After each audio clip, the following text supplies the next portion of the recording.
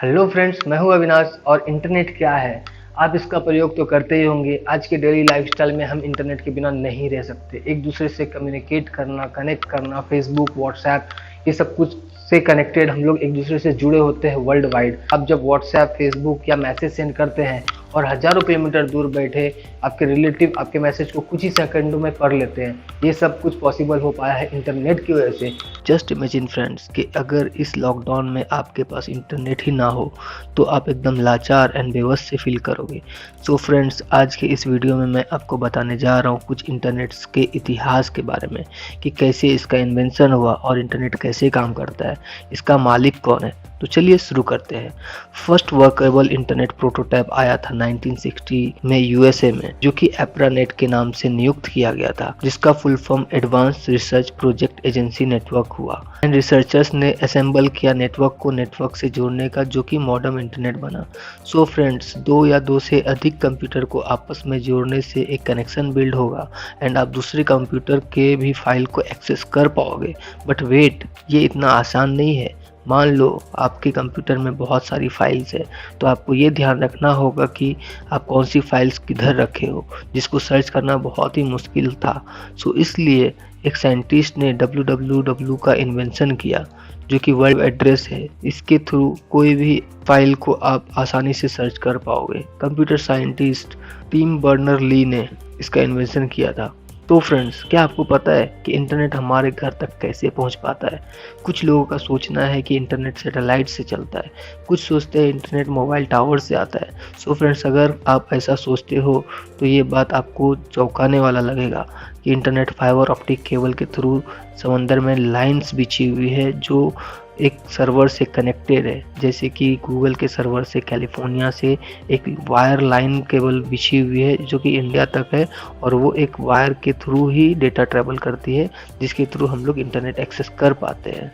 India में सबसे पहले 15 अगस्त 1995 को सरकारी कंपनी बीएसएनएल ने इंटरनेट का शुरुआत किया था।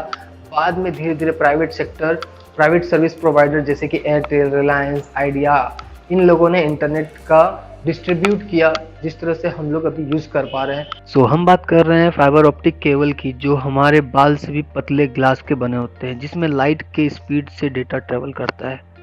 जैसा कि हमें पता है कि 3 लाख किलोमीटर पर सेकेंड की स्पीड लाइट की होती है। इससे ज़्यादा स्पीड अब तक की किसी भी चीज़ में नहीं होती। सो इस थ्योरी की वजह से हम इतना फास्ट डेटा सर्च कर पाते हैं, पलक झपकते ही दुनिया के किसी भी कोने में कम्युनिकेट कर पाते हैं। ये जो फाइबर ऑप्टिक केबल का सबमरीन का जो लाइंस बिछी हुई है, उसका मैं डिस्क्रिप्शन में लिंक दे दूंगा, जिससे आप सर्च करके देख सकते हो कि कहाँ से कहाँ तक ऑप्टिक लाइंस की बिछी हुई है। सो फ्रेंड्स, इससे तो क्लियर हो गया ना कि हम जो इंटरनेट यूज़ करते हैं वो सैटेलाइट से नहीं करते। ये केबल लाइंस जुड़ी होती है पूरी दुनिया में। एंड फ्रेंड्स, अगर देखा जाए तो इंटरनेट का मालिक ऑफिशियली कोई नहीं है, बट ये जो सबमरीन लाइंस बिछी होती है उसका मेंटेनेंस करना, उसको बिछाना, उसमें जो खर्चे और जो लागत आती है उसका तो चार्ज लगेगा ना।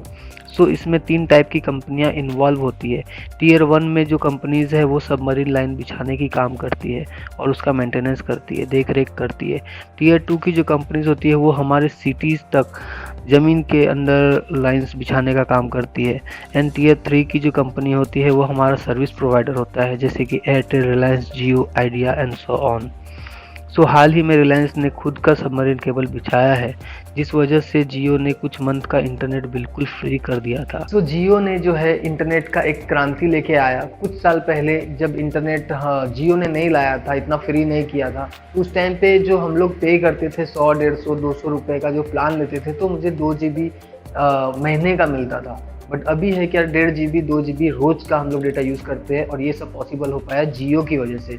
जियो की वजह से इसलिए हो पाया क्योंकि जियो ने अपना खुद का फाइबर ऑप्टिक केबल की लाइंस बिछाई है, जिसकी वजह से उनको लागत कम पड़ता है। उन्होंने एक बार जो प्रोजेक्ट में खर्चा कर दिया सो कर दिया। इसलिए जब जियो मार्केट में आया था तो 3 महीने फिर 6 महीने तक इंटरनेट टोटली फ्री दिया था। तो इस तरह से जियो ने जो है मार्केट को कंपटीशन में लाया, और अभी अदर ऑपरेटर्स भी जो है वो भी इंटरनेट को उसी सेम प्लान के रेट्स पे किया जाता है। सो आज जो हम लोग इंटरनेट यूज़ करते हैं वो सब जियो की वजह से हो पाया है कि हम लोग 24 घंटे इंटरनेट से जुड़े होते हैं। 4G नेटवर्क, मेरे मोबाइल की बात अगर की जाए तो 24 आवर्स 4G नेटवर्क चालू ही रहता है, मैं कभी नेट बंद करता ही नहीं है।